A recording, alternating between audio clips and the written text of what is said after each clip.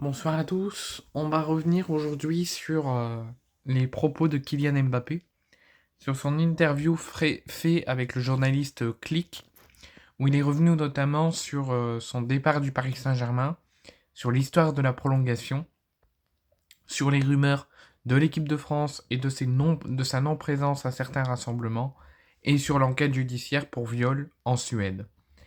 Le premier propos qu'il a dit, c'est concernant son statut de joueur professionnel, son statut de star, où il y a toujours des choses qui sont dites sur lui, toujours des rumeurs qui sont dites sur lui, sur n'importe quel sujet, sportif ou extra-sportif. Donc il dit le problème, c'est quand tu es une star, si tu ne parles pas, on parle pour toi, car il faut qu'on parle pour toi. Tous les jours, il y a quelque chose alors que j'ai parlé à personne. C'est pour ça que je parle aujourd'hui avec toi. À un moment donné, il faut parler, il faut que les gens t'entendent. Donc il a un petit peu justifié toutes les rumeurs qu'on entend en ce moment concernant ces matchs difficiles avec le Real Madrid, les choses qu'il a mal fait, les pénaltys ratés, est-ce que tout ce qui se passe prenne un impact sur lui dans le football, l'histoire de viol, comment on n'entend plus parler de Kylian Mbappé depuis qu'il est au Real, les accusations, que tout le monde est obligé de parler de lui sur les réseaux sociaux. Il a un petit peu justifié sa présence lors d'une interview avec Click. Donc, deuxième propos, il a parlé de comment il se sent personnellement, comment il se sent aussi en tant que joueur. Il dit je me sens très heureux. Je commence une nouvelle étape de ma vie, donc avec le départ du Paris Saint-Germain pour s'engager au Real Madrid. Première expérience à l'étranger, je découvre un pays formidable avec des gens accueillants, c'est un pays cool.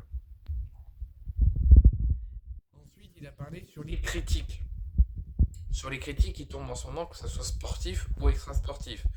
Que ce soit sportif sur ses pénaltys ratés, ses performances compliquées, c'est les erreurs, est-ce que je fais ce qui se passe dans l'extra-sportif, ça prend un impact.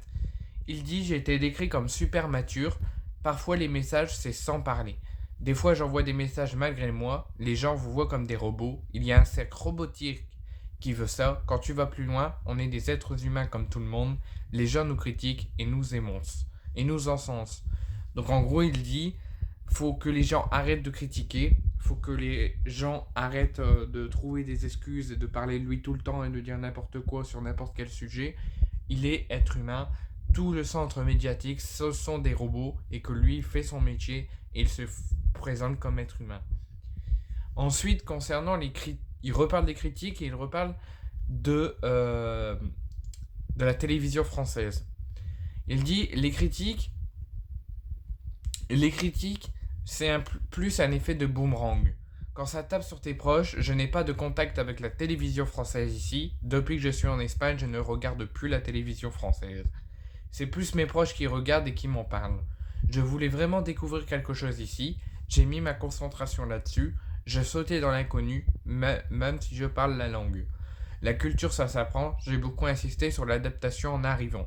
Alors là, il nous dit que depuis son arrivée en Espagne, depuis son arrivée au Real Madrid, il ne regarde plus la télévision française, il ne regarde plus les chaînes d'infos françaises, il regarde que de l'Espagne.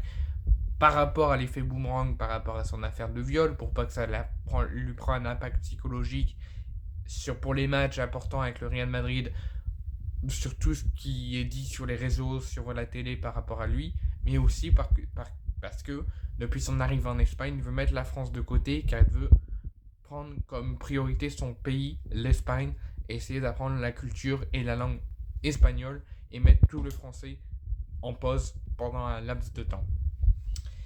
Ensuite, il retrace très rapidement sa carrière où il dit ma carrière est un long fleuve d'inconnu. Je n'ai jamais connu, ma carrière est un long fleuve d'inconnu.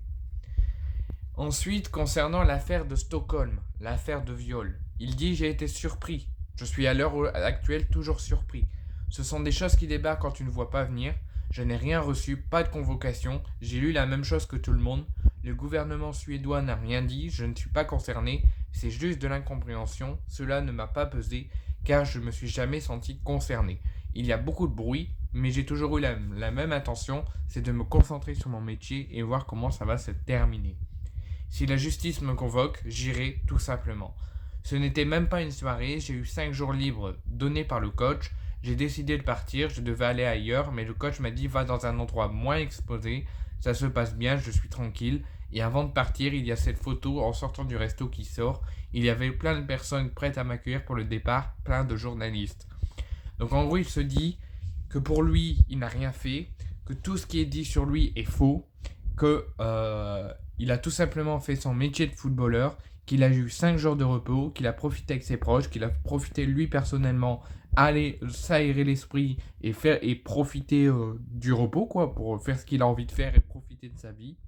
Et que il y a eu cette photo qui est sortie à la fin de son resto, il y a eu ces accusations et qu'il a dit pour l'instant moi je ne me sens pas concerné, je n'ai rien à me reprocher, je fais mon métier et on verra comment ça va se terminer. Donc il ne dit ni s'il a fait quelque chose, ni s'il nie les faits, il ne parle quasiment pas de l'affaire, il dit je vais laisser entre les mains de la justice, je vais profiter de ma vie, faire mon métier et on verra comment ça va se terminer.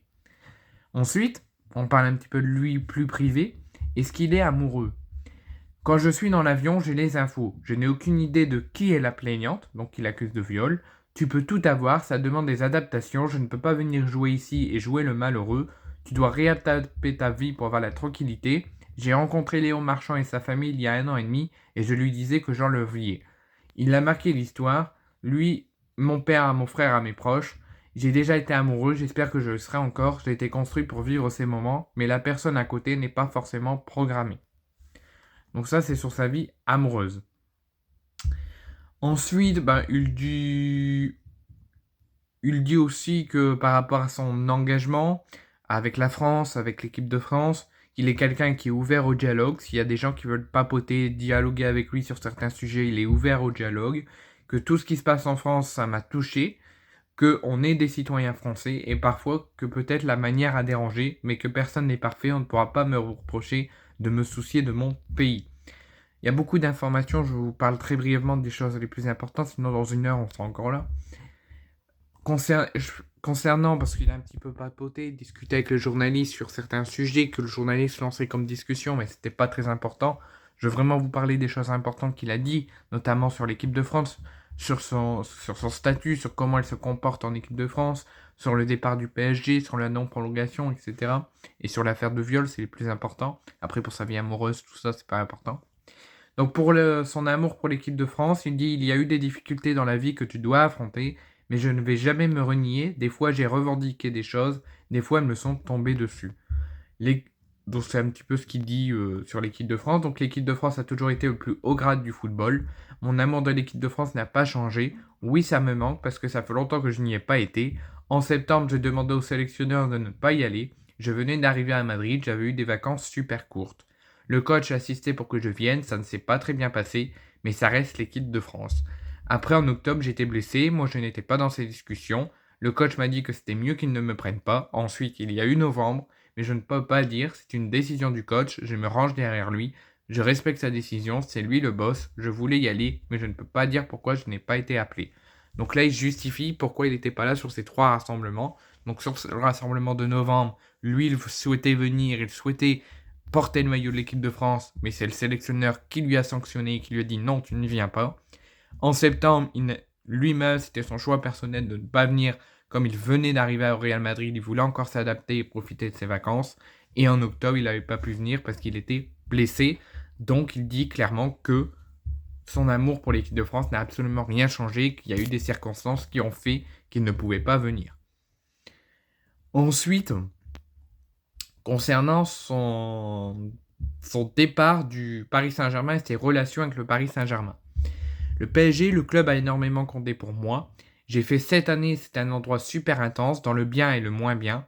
J'ai passé 7 années extraordinaires. Peut-être que l'erreur que je l'ai faite, c'est que j'ai tout confondu. J'avais des conflits avec certaines personnes. Je défendais mes droits de joueur, mais ça ne représentait pas le club. Je n'ai jamais tout mélangé avec les joueurs, les gens en campus, les gens du staff. Les supporters, j'aurais peut-être été plus expressif. Ils se disent Kylian s'en fout. Je pense que c'était un passe-temps avant d'aller à Madrid. Je regarde encore les matchs du PSG. Je connais par cœur le club. Quand ils perdent, je sais à quel point c'est difficile. Quand ils gagnent, je suis très heureux. Il faut parler du PSG parce que c'est le club qui fait vendre. C'est le PSG qui donne à manger à tout le monde. J'ai toujours gardé cette attache avec le PSG. C'est une relation qui ne se coupe pas comme ça. Donc il parle de ses relations avec le PSG et de son départ, comment s'est passé son départ du PSG. Ensuite, concernant sa non-prolongation au Paris Saint-Germain, il dit qu'il n'a pas prolongé, mais qu'il l'aurait pu, grâce à son frère Ethan Mbappé, puisqu'il a dit « C'est la chose qui m'a le plus affecté. Lui, son Real Madrid, c'était le PSG, et indirectement, je lui ai enlevé. Il me disait qu'il ne voulait pas rester, que ce n'était pas normal ce qu'il me faisait. Je lui ai dit « Si tu veux rester, je prolonge et on reste un peu. » J'étais prêt à abandonner mon rêve de signer au Real Madrid. Ethan, c'est mon frère, ça ne se touche pas. À quoi bon sert de signer dans le meilleur club du monde si tu tues la carrière de ton frère?